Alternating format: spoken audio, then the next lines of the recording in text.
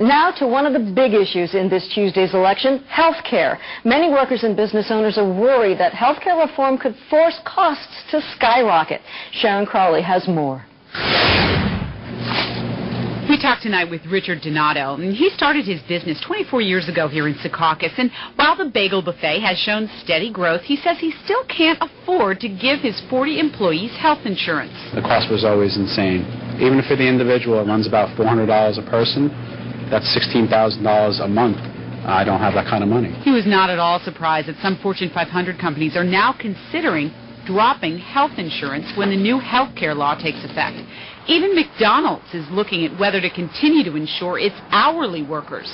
Under the new health care law, it may simply be too expensive. When that health care bill was put together, that if they made that mandatory for small business people, I knew that something had to give, that there's no way that thousands of us would be able to do it. A recent Rasmussen poll shows 3 out of 4 voters believe it is somewhat likely that the new health care law will cause some companies to drop health insurance coverage. For most companies, it's just really all about the math. What does it cost to insure an employee versus is it less expensive to just pay the penalty, avoid the tax break under the new health care law? Most business analysts don't think big companies are going to rush to drop insurance benefits, but it's more likely to be a reality for a smaller, struggling company. A reality that's all too real for 28-year-old Ron Rangel. He's one of the bagel buffet's uninsured workers. When's the last time you went to the doctor? I went to the doctor probably 6 months ago. I went to the doctor, and it cost me an arm and a leg to go see him.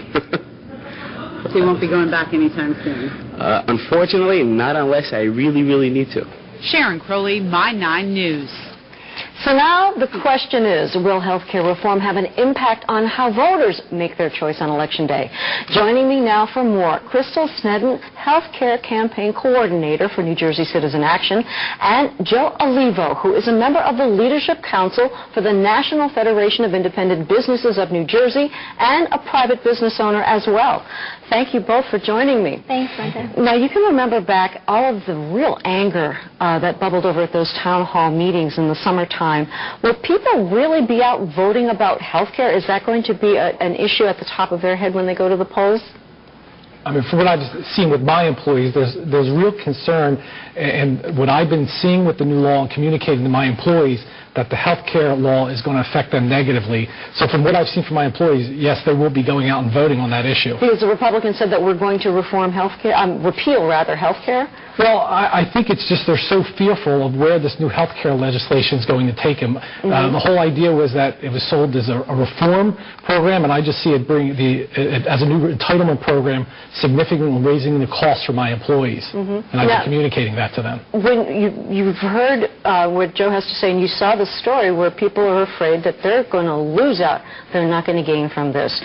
There's a lot of confusion. Yeah, there's a lot of confusion out there about the new health care law, but whether you love it, hate it, or you're still a little bit unsure about it, the fact is that the Affordable Care Act is the law of the land, and there are a lot of benefits in the law for people that they're beginning to see, and as people start to feel the benefits, they're starting to support the health care law more and understand what repeal would actually mean. And part of the problem is that there are only a couple of things that have actually kicked in at this point. Yeah, I think one of them is that you can keep your older kids on your policy and that they can't drop you for pre-existing. Is that it? Right. No, we've got pre-existing conditions. You can put your young adults back onto your parents' health insurance policy, but also we've got common sense regulations on the insurance industry. They can't drop you if you get sick.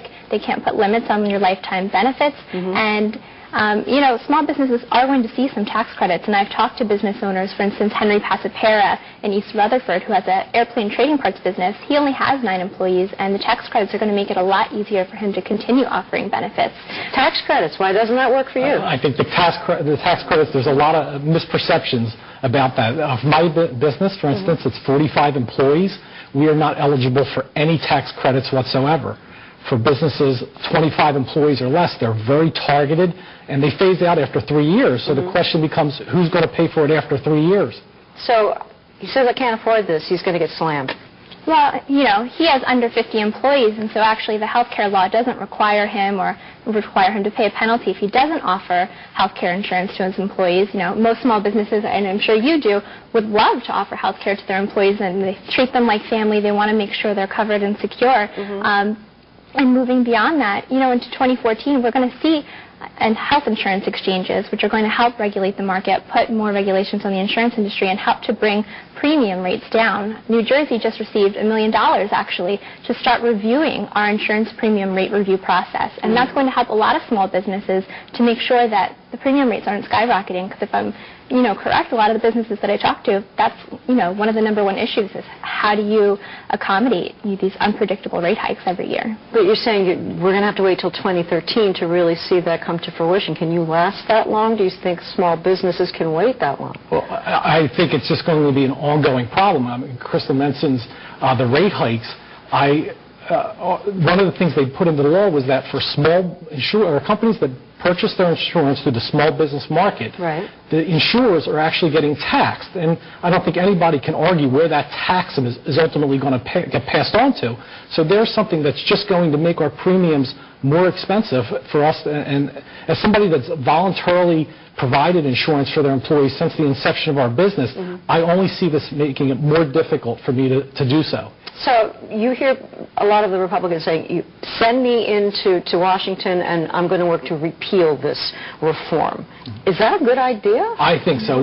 What's been frustrating to the small business community is that they could have done something with a market-based solution. New Jersey has one of the highest insurance premium rates in the nation. It's because it's the most regulated, most heavily mandated insurance product. As a small business owner, I don't have an opportunity to shop over the state border. I have to buy a very specific product for my employees.